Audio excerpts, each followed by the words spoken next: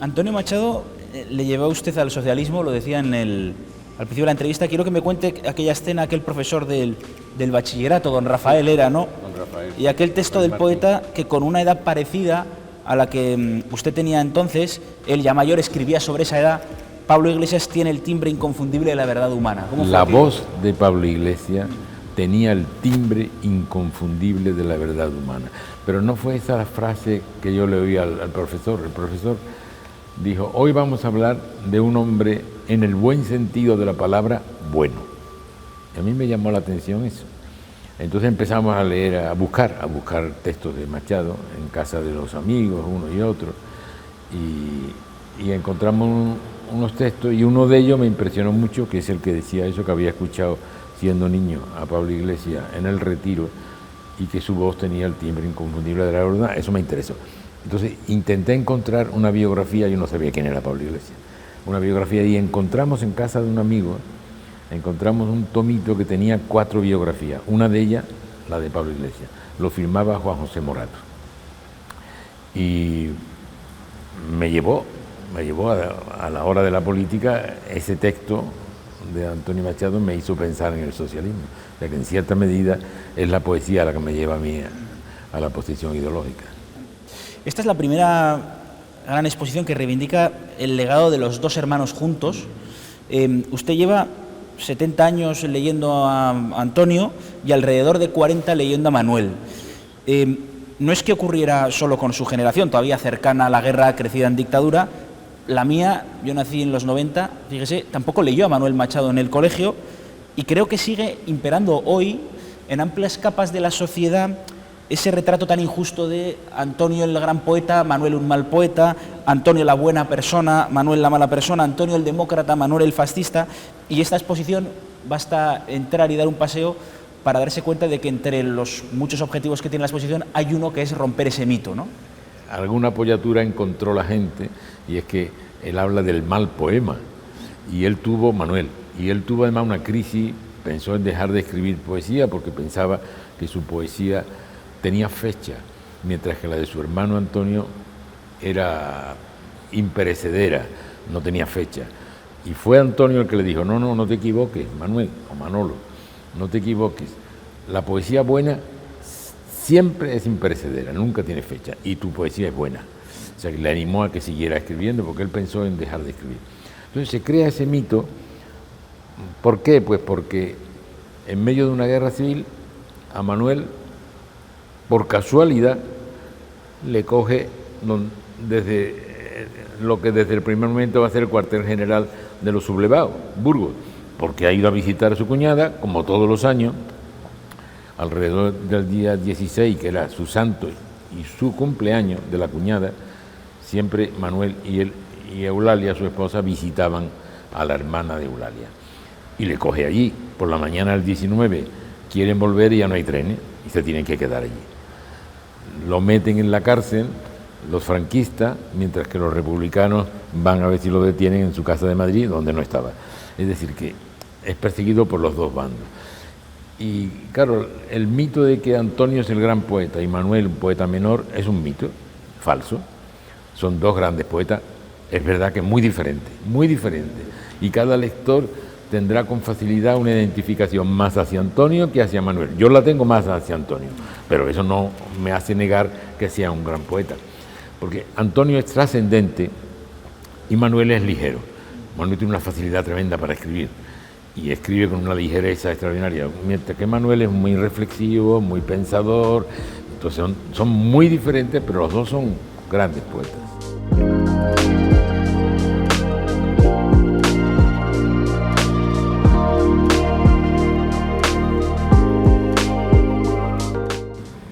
Yo llego a Manuel Machado a través de Jorge Luis Borges, porque Jorge Luis Borges, en una rueda de prensa, le pregunta a un periodista si a él le gusta Antonio Machado, y él saca aquello de, pero tiene un hermano. Bueno, yo tengo una entrevista con Borges Santander. en Santander y le pregunto si eso era una butad y me dice, sí, es una butad, pero no es una broma, lo he hecho para llamar la atención sobre un gran poeta que está en el olvido. Usted suele destacar algunas claves de su discurso de entrada en la RAE que me gustaría que contara, y me contaba Manuel Álvarez, el sobrino nieto, que a la censura una vez, ya muchos años después, se le escapó un artículo de Manuel, creo que era en ABC, donde llegó a hablar de los asesinos en el franquismo.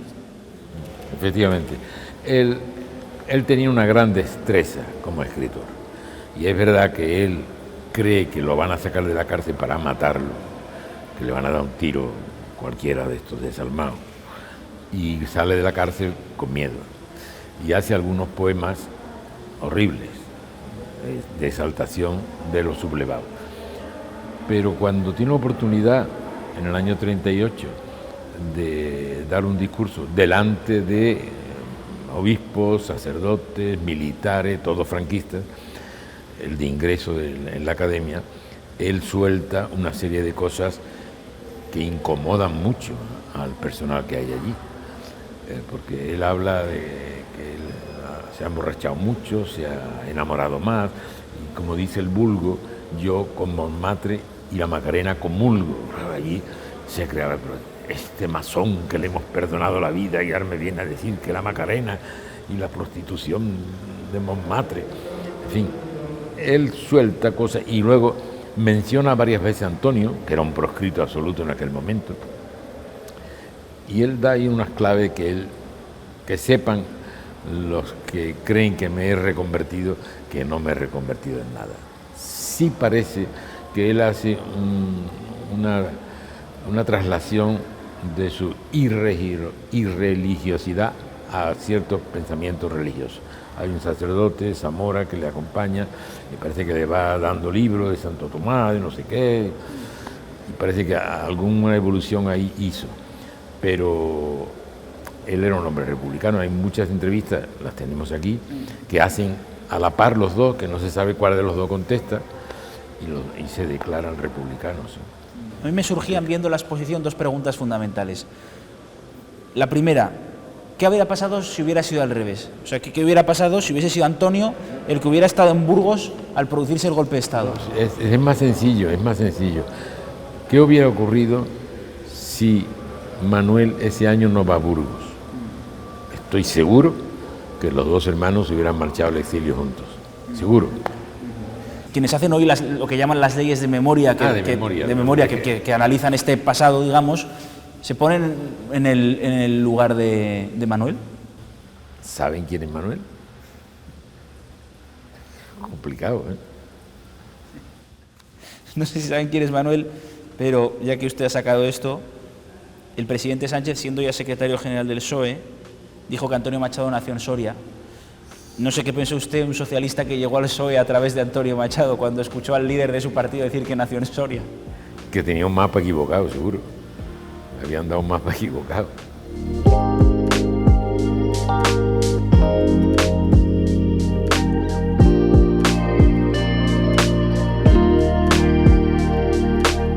Machado decía que España era un lugar del planeta asignado a un pueblo, desde el punto de vista del territorio, pero temporalmente decía España es un desarrollo de una historia. Entonces, disparar contra el concepto territorial o contra el concepto temporal es disparar contra España. Y yo quería preguntarle por las sensaciones que usted ha experimentado en Collur, las sensaciones que experimentó ese día, y también por el contraste, porque es verdad que hay en torno a la tumba de Machado una peregrinación laica, pero también una peregrinación política. Hay muchos líderes políticos que siguen yendo. El presidente del gobierno actual, igual que otros antes, visitó la tumba de Antonio Machado en Collur. O sea, ¿cómo ha cambiado la manera en la izquierda, en el partido, de entender la memoria de Machado en tan poco tiempo? Porque lo que ha pasado entre usted y la actualidad, en términos históricos, es muy poco tiempo. Bueno, Machado es enterrado en Collur, y esto crea una polémica posterior a partir sobre todo del año 75, sobre si los restos de Machado debieran ser regresados a España. Yo he sido siempre contrario, porque si traemos a Machado a España, ¿a dónde? A Madrid, a Segovia, a Sevilla, a Soria, no sabemos dónde. Es verdad que su hermano José, las últimas cartas, dice que si volviera a España tendría que ser a Madrid. Claro, era una cierta autoridad, José, era el que le acompañaba siempre. Pero pongamos que se trae a Madrid o a Sevilla o a Soria, la tumba de Machado será aquí, en Madrid, será la tumba de un gran poeta. Pero la tumba de Machado en Collur es también la tumba de un gran poeta y es un símbolo de todo lo que ocurrió en España. Y yo creo que eso no debería perderse, porque recordar es muy importante, olvidar también. Hay cosas que debemos olvidar y cosas que debemos recordar.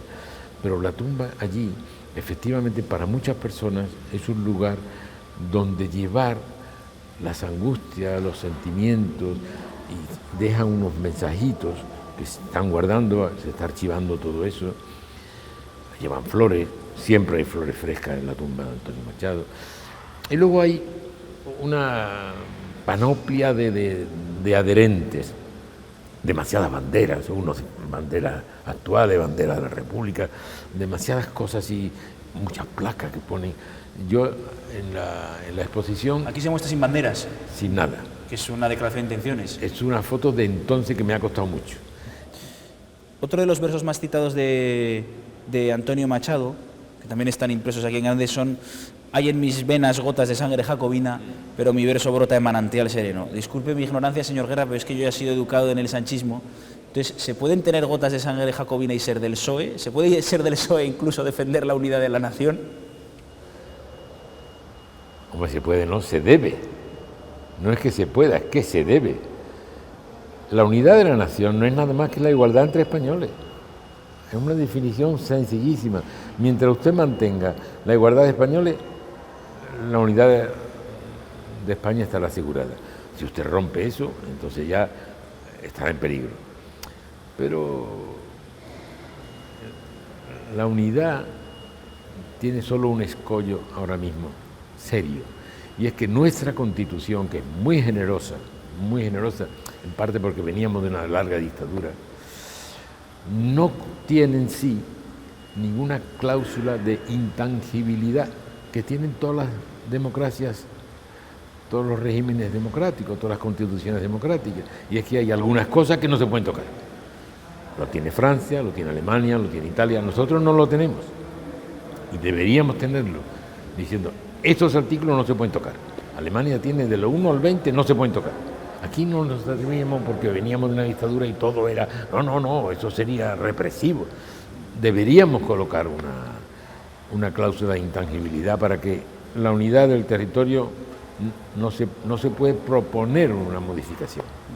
Fíjese, señor Guerra, que yo le tengo por un hombre, además de machadiano, generoso. Se lo digo por si quiere hacer una transfusión de sangre jacobina a unos amigos que tengo en la calle de Ferraz, que estarían encantados.